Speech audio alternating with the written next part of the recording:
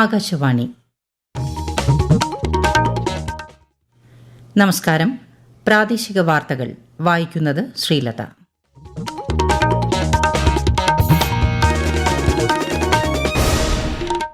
പ്രധാന വാർത്തകൾ. പ്രധാനമന്ത്രി നരേന്ദ്രമോദിയുടെ 2 ദിവസത്തെ ജമ്മുകാശ്മീർ സന്ദർശനത്തിന് ഇന്ന് തുടക്കം. കേന്ദ്ര സർവീസിൽ ജോലി ലഭിച്ച 2000 പേർക്കുള്ള നിയമന ഉത്തരവുകൾ പ്രധാനമന്ത്രി കൈമാറും. സാമൂഹ്യക്ഷേമ പെൻഷൻ സംബന്ധിച്ച അടിയന്തര പ്രമേയത്തിന് അവതരണാനുമതി നിഷേധിച്ചതിൽ പ്രതിഷേധിച്ച് നിയമസഭയിൽ ഇന്നും പ്രതിപക്ഷ വാക്കൌട്ട്. സംസ്ഥാനത്ത് വ്യാജ ജൈവ ഉൽപ്പന്നങ്ങളുടെ വിൽപ്പന തടയുന്നതിനുള്ള നടപടികൾ സ്വീകരിച്ചതായി മന്ത്രി പി പ്രസാദ്. തമിഴ്നാട്ടിൽ വ്യാജ മദ്യ ദുരന്തത്തിൽ മരിച്ചവരുടെ എണ്ണം 30 കടന്നു. ജുഡീഷ്യൽ അന്വേഷണം പ്രഖ്യാപിച്ച് തമിഴ്നാട് സർക്കാർ. സംസ്ഥാനത്ത് ശക്തമായ മഴയ്ക്ക് സാധ്യതയെന്ന് കേന്ദ്ര കാലാവസ്ഥാ വകുപ്പ്. മുന്നറിയിപ്പിന്റെ പശ്ചാത്തലത്തിൽ ദേശീയ ദുരന്ത പ്രതികരണ സേന കേരളത്തിലേക്ക്.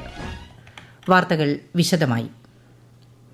പ്രധാനമന്ത്രി നരേന്ദ്രമോദിയുടെ 2 ദിവസത്തെ ജമ്മുകാശ്മീർ സന്ദർശനത്തിന് ഇന്ന് തുടക്കം. 1500 കോടി രൂപയുടെ 84 പ്രധാന വികസന പദ്ധതികളുടെ ഉദ്ഘാടനം പ്രധാനമന്ത്രി നിർവഹിക്കും. യുവാക്കളുടെ ശാക്തീകരണം ലക്ഷ്യമിട്ട് ശ്രീനഗറിൽ സംഘടിപ്പിക്കുന്ന പരിപാടിയിൽ അദ്ദേഹം പങ്കെടുക്കും. കേന്ദ്ര സർവീസിൽ ജോലി ലഭിച്ച 2000 പേർക്കുള്ള നിയമന ഉത്തരവുകൾ അദ്ദേഹം കൈമാറും. കാർഷിക അനുബന്ധ മേഖലയിലെ മത്സരക്ഷമത വർദ്ധിപ്പിക്കുന്നതിനുള്ള 1800 കോടി രൂപയുടെ പദ്ധതിക്കും ശ്രീ മോദി തുടക്കം കുറിക്കും. നാളെ 10ാമത് അന്താരാഷ്ട്ര യോഗദിന പരിപാടിക്ക് നേതൃത്വം നൽകുന്ന പ്രധാനമന്ത്രി ശ്രീനഗറിൽ പൊതുസമൂഹത്തെ അഭിസംബോധന ചെയ്യും. നിയമസഭയിൽ ഇന്നും പ്രതിപക്ഷ വാക്കൌട്ട്.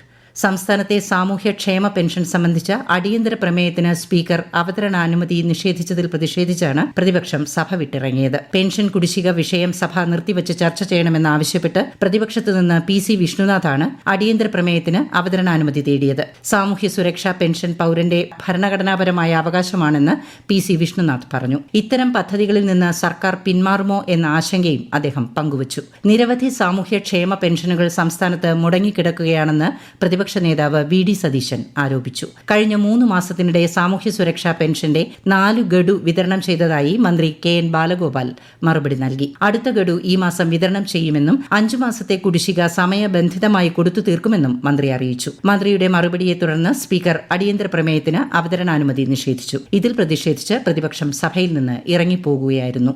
ജൈവ കൃഷി രീതിയോടൊപ്പം നാച്ചുറൽ ഫാമിംഗ് കൂടി പ്രോത്സാഹിപ്പിക്കുമെന്ന് കൃഷിമന്ത്രി പി പ്രസാദ്. നിയമസഭയിൽ ചോദ്യോത്തരവേളയിൽ സംസാരിക്കുകയായിരുന്നു അദ്ദേഹം. പോഷക സമൃദ്ധി മിഷനും ജൈവ കാർഷിക മിഷനും ഏകോപിപ്പിച്ച് നടപ്പിലാക്കുമെന്നും മന്ത്രി പറഞ്ഞു. വ്യാജ ജൈവ ഉൽപ്പന്നങ്ങളുടെ വിൽപ്പന തടയുന്നതിനുള്ള നടപടികൾ സ്വീകരിച്ചതായും ശ്രീ പ്രസാദ് അറിയിച്ചു. കാർഷിക ഉൽപ്പന്നങ്ങൾക്കുള്ള ജൈവ സർട്ടിഫിക്കേഷൻ പ്രവർത്തനങ്ങൾ സംസ്ഥാനത്ത് പുരോഗമിക്കുകയാണെന്നും മന്ത്രി വ്യക്തമാക്കി.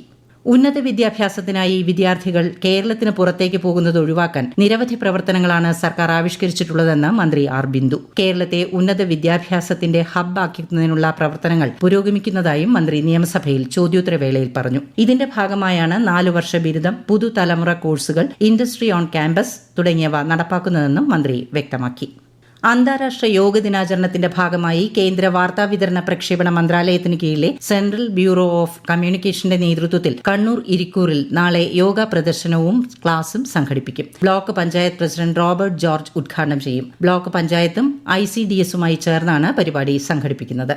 പ്രായം ഒരു സംഖ്യ മാത്രമാണെന്നും മനസ്സുണ്ടെങ്കിൽ ശരീരം അതിനൊപ്പം നീങ്ങുമെന്നും തെളിയിക്കുകയാണ് വയനാട്ടിലെ ഒരു കൂട്ടം അമ്മമാർ. യോഗ ദിനചര്യയുടെ ഭാഗമാക്കിയതോടെ ജീവിതം ആരോഗ്യകരമായെന്ന് 75ഉം 80ഉം വയസ്സുള്ള ഈ അമ്മമാർ പറയുന്നു. ആകാശവാണി വയനാട് ജില്ലാ പ്രതിനിധി അരുൺ വിൻസെന്റ് തയ്യാറാക്കിയ റിപ്പോർട്ട്. കഴിഞ്ഞ 12 വർഷമായി വെള്ളമുണ്ടയിൽ നിന്നുള്ള സരസ്വതി അന്തർജനവും അന്നപൂർണ രാജനും യോഗാഭ്യസിക്കാൻ തുടങ്ങിയിട്ട് 2 പേർക്കും 80 വയസ്സ് കഴിഞ്ഞിരിക്കുന്നു. ഒപ്പം 76 പിന്നിട്ട സുമിതി ചേച്ചിയും സുലോചന ചേച്ചിയും കഴിഞ്ഞ 10 വർഷമായി യോഗ അഭ്യസിക്കാൻ തുടങ്ങിയിട്ട്. 58 പിന്നിട്ട രാധ ടീച്ചറും യോഗ അഭ്യസിക്കാൻ തുടങ്ങിയിട്ട് 10 വർഷമായി. യോഗ കൃത്യമായി അഭ്യസിക്കാൻ തുടങ്ങിയതോടെ ഒരു ജീവിതശൈലി രോഗങ്ങളും തങ്ങളെ കീഴ്പ്പെടുത്തിയിട്ടില്ല എന്ന് ഇവർ സാക്ഷ്യപ്പെടുത്തുന്നു. ഇവർക്കെല്ലാം ഇപ്പോൾ ഒരു ദിവസം പോലും യോഗ അഭ്യസിക്കാതിരിക്കാൻ കഴിയാത്ത അവസ്ഥയാണ്. മാനന്തവാടി ശ്രീ പ്രണവം യോഗ വിദ്യാപീഠം യോഗാചാര്യൻ പ്രവീൺ ടി രാജനാണ് ഇവർക്ക് വർഷങ്ങളായി പരിശീലനം നൽകി വരുന്നത്. ഓഫ്ലൈനായും ഓൺലൈനായും 300-ലധികം പേരാണ് ഇവിടെ യോഗ പരിശീലിക്കുന്നത്. ഇന്ന് ആഗോള അഭയാർത്ഥി ദിനം. ലോക സംഘർഷത്തിൽ നിന്നോ പീഡനങ്ങളിൽ നിന്നോ രക്ഷപ്പെടാൻ സ്വന്തം രാജ്യത്തു നിന്ന് പലായനം ചെയ്യാൻ നിർബന്ധിതരായ ആളുകളുടെ ശക്തിയും ധൈര്യവും ആദരിക്കാനായി എല്ലാ വർഷവും ജൂൺ 20-നാണ് ഐക്യരാഷ്ട്രസഭയുടെ നേതൃത്വത്തിൽ ദിനാചരണം സംഘടിപ്പിക്കുന്നത്. അഭയാർത്ഥികളുമായി ബന്ധപ്പെട്ട 1951 കൺവെൻഷന്റെ 50-ാം വാർഷികത്തിന്റെ സ്മരണയ്ക്കായി 2001 ജൂൺ 20-ന് ആദ്യമായി ലോക അഭയാർത്ഥി ദിനം ആഗോളതലത്തിൽ ആചരിച്ചു. എല്ലാവർക്കും സ്വാഗതം എന്നതാണ് ഈ വർഷത്തെ ദിനാചരണ പ്രമേയം. ഈ വാർത്തകൾ ആകാശവാണിയിൽ നിന്ന്. തമിഴ്നാട്ടിലെ കള്ളക്കുറിച്ചിയിൽ വ്യാജമദ്യം കഴിച്ച് മരിച്ചവരുടെ എണ്ണം 33ആയി. 100-ലേറെ പേർ വിവിധ ആശുപത്രികളിൽ ചികിത്സയിലാണ്. 48 ഡോക്ടർമാരെ കൂടി ജില്ലാ ആശുപത്രിയിലേക്ക് അടിയന്തരമായി നിയോഗിച്ചിട്ടുണ്ട്. 7 എസ്പിമാരും 1000 പോലീസുകാരും ഉൾപ്പെടുന്ന സംഘത്തെ ദുരന്തം നടന്ന പ്രദേശത്ത് വിന്യസിച്ചു. തമിഴ്നാട് ആരോഗ്യമന്ത്രി എം സുബ്രഹ്മണ്യവും സ്ഥലത്തെത്തി സ്ഥിതിഗതികൾ വിലയിരുത്തി. അതേസമയം സർക്കാരിന്റെ ജാഗ്രത കുറവാണ് ദുരന്തത്തിന് വഴിവെച്ചതെന്ന് തമിഴ്നാട് ഗവർണർ RN രവിയും പ്രതിപക്ഷ പാർട്ടികളും വിമർശിച്ചു. വ്യാജമദ്യ ദുരന്തത്തിന്റെ പശ്ചാത്തലത്തിൽ തമിഴ്നാട് മുഖ്യമന്ത്രി MK സ്റ്റാലിന്റെ നേതൃത്വത്തിൽ ഉന്നതതല യോഗം ചേർന്നു. വിൽപ്പനയുമായി ബന്ധപ്പെട്ട വിഷയത്തിൽ സർക്കാർ ശക്തമായ നടപടി സ്വീകരിക്കുമെന്ന് മുഖ്യമന്ത്രി പറഞ്ഞു. ദുരന്തത്തിൽ മരിച്ചവരുടെ കുടുംബത്തിന് 10 ലക്ഷം രൂപ വീതവും ചികിത്സയിൽ കഴിയുന്നവർക്ക് 50,000 വീതവും സഹായധനം നൽകുമെന്ന് ശ്രീ സ്റ്റാലിൻ അറിയിച്ചു. സംഭവത്തിൽ തമിഴ്നാട് സർക്കാർ ജുഡീഷ്യൽ അന്വേഷണം പ്രഖ്യാപിച്ചു. തമിഴ്നാട്ടിൽ വ്യാജമദ്യ ദുരന്തം പതിവായിരിക്കുകയാണെന്നും നിരോധിത മദ്യം നിരപരാധികളുടെ ജീവനെടുക്കുകയാണെന്നും കേന്ദ്ര സഹമന്ത്രി എൽ മുരുകൻ. മുഖ്യമന്ത്രിയും എക്സൈസ് മന്ത്രിയും പൊതുജനങ്ങളോട് മറുപടി പറയണമെന്നും കേന്ദ്ര സഹമന്ത്രി പറഞ്ഞു. ആലപ്പുഴയിൽ കാക്കകളിലും കൊക്കുകളിലും ഉൾപ്പെടെ പക്ഷിപ്പനി സ്ഥിരീകരിച്ച സാഹചര്യത്തിൽ കൂടുതൽ ജാഗ്രത വേണമെന്ന് ജില്ലാ ഭരണകൂടം. ജില്ലയിലെ വടക്കൻ മേഖലകളിൽ പ്രതിരോധത്തിന്റെ ഭാഗമായി വളർത്തുപക്ഷികളെ കൂട്ടത്തോടെ കൊല്ലുകയാണ്. കൂടുതൽ വിവരങ്ങളുമായി ആകാശവാണി ആലപ്പുഴ ജില്ലാ പ്രതിനിധി R രവികുമാർ. കഞ്ഞിക്കുഴി, ചേർത്തലത്തക്ക്, മുഹമ്മ എന്നീ ഗ്രാമപഞ്ചായത്തുകളിലാണ് ഇന്ന് മൃഗസംരക്ഷണ വകുപ്പിന്റെ നേതൃത്വത്തിൽ വളർത്തുപക്ഷികളെ കൊന്നു സംസ്കരിക്കുന്ന ജോലി നടക്കുന്നത്.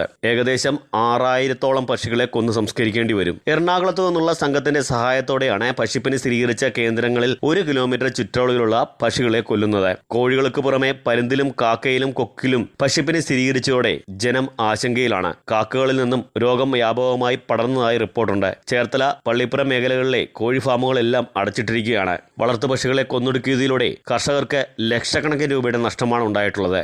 സംസ്ഥാനത്തെ തെക്കൻ ജില്ലകളിലും വടക്കൻ മേഖലയിലും ശക്തമായ മഴയ്ക്ക് സാധ്യത. ഇന്ന് തിരുവനന്തപുരം, കൊല്ലം, ആലപ്പുഴ, കണ്ണൂർ, കാസർഗോഡ് ജില്ലകളിൽ കേന്ദ്ര കാലാവസ്ഥാ വകുപ്പ് മഞ്ഞ ജാഗ്രത പ്രഖ്യാപിച്ചു. മറ്റന്നാൾ 3 ജില്ലകളിൽ ഓറഞ്ച് ജാഗ്രത നൽകി. കേരള, കർണാടക, ലക്ഷദ്വീപ് തീരങ്ങളിൽ ഞായറാഴ്ച വരെ മത്സ്യബന്ധനത്തിന് പോകരുതെന്നും മുന്നറിയിപ്പുണ്ട്. മഴ കനക്കാൻ സാധ്യതയുണ്ടെന്ന മുന്നറിയിപ്പിന്റെ പശ്ചാത്തലത്തിൽ സംസ്ഥാനത്ത് രക്ഷാ ദുരിതാശ്വാസ പ്രവർത്തനങ്ങൾക്കായി ദേശീയ ദുരന്ത പ്രതികരണ സേനയെ വിന്യസിക്കും. തമിഴ്നാട്ടിലെ NDRF ആസ്ഥാനത്ത് നിന്ന് 210 പേർ അടങ്ങുന്ന 7 സംഘം കേരളത്തിലേക്ക് പുറപ്പെട്ടു. തിരുവനന്തപുരം മുതലപ്പുഴയിൽ വള്ളം മറിഞ്ഞ മത്സ്യത്തൊഴിലാളി മരിച്ചു. 5 തെങ്ങ് സ്വദേശി വിക്ടറാണ് മരിച്ചത്. അഴിമുഖത്തുണ്ടായ ശക്തമായ തിരയിൽപ്പെട്ട് വള്ളം മറിഞ്ഞാണ് അപകടം. മുതലപ്പുഴയിൽ തുടർച്ചയായി അപകടമുണ്ടാകുന്നതിന്റെ പശ്ചാത്തലത്തിൽ പ്രതിഷേധം ശക്തം. ലത്തീൻ അതിരൂപതയുടെ നേതൃത്വത്തിൽ നിയമസഭാ മാർച്ച് നടത്തി. ശവമഞ്ചവുമായാണ് മാർച്ച് നടത്തുന്നത്. 2020 ലോകകപ്പ് സൂപ്പർ 8-ൽ ഇന്ന് ഇന്ത്യയും അഫ്ഗാനിസ്ഥാനും ഏറ്റുമുട്ടും. രാത്രി 8 മണിക്കാണ് മത്സരം. ഇന്ന് രാവിലെ നടന്ന മത്സരത്തിൽ വെസ്റ്റ് ഇൻഡീസിനെതിരെ ഇംഗ്ലണ്ട് 8 വിക്കറ്റിന് വിജയിച്ചു.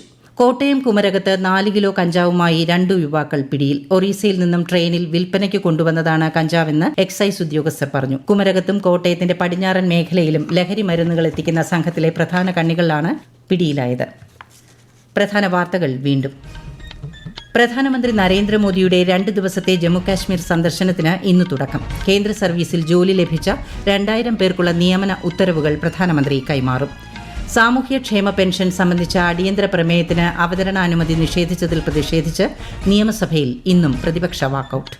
സംസ്ഥാനത്ത് വ്യാജ ജൈവ ഉൽപ്പന്നങ്ങളുടെ വിൽപ്പന തടയുന്നതിനുള്ള നടപടികൾ സ്വീകരിച്ചതായി മന്ത്രി P. പ്രസാദ്. തമിഴ്നാട്ടിൽ വ്യാജമദ്യ ദുരന്തത്തിൽ മരിച്ചവരുടെ എണ്ണം 30 കടന്നു. ജുഡീഷ്യൽ അന്വേഷണം പ്രഖ്യാപിച്ച് തമിഴ്നാട് സർക്കാർ. സംസ്ഥാനത്ത് ശക്തമായ മഴയ്ക്ക് സാധ്യതയെന്ന് കേന്ദ്ര കാലാവസ്ഥാ വകുപ്പ്. മുന്നറിയിപ്പിന്റെ പശ്ചാത്തലത്തിൽ ദേശീയ ദുരന്ത പ്രതികരണ സേന കേരളത്തിലേക്ക്. പ്രാദേശിക വാർത്തകൾ കഴിഞ്ഞു. അടുത്ത വാർത്താ പ്രക്ഷേപണം 12:50.